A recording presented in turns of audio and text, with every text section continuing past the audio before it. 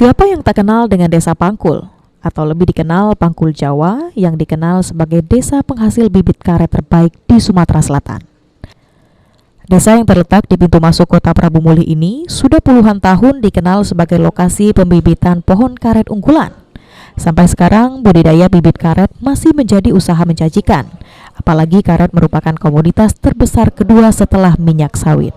Mustafa, petani yang sudah menggeluti pembibitan pohon karet sejak 1993 mengatakan, usaha bibit karet lumayan menjanjikan. Dalam satu musim, petani bisa menjual puluhan ribu pohon siap tanam. Artinya kita usaha ini menjanjikan Pak ya, usaha ini Pak ya? Yo sambil yo taruhlah usaha tahunan ya. Dalam setahun berapa ribu batang itu Pak? Musiman lah, musim. Jingo ini Mas, kemampuan kita kadang. Iya. Target kita berapa biasanya yang pernah tercapai paling banyak? Ada sekitar kadang 30 ribu Pak.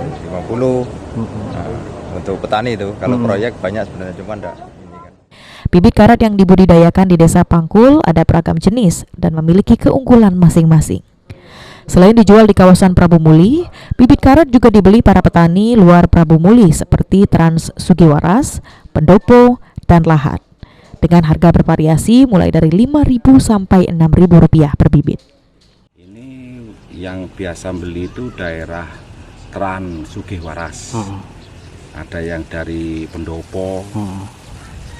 Bahkan pelanggan kami juga ada yang dari Lahat. Jauh Pak ya? Iya, ada yang dari Lahat.